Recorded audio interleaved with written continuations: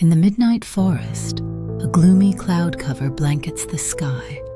Weak moonlight filters through the treetops, casting scattered spots of light.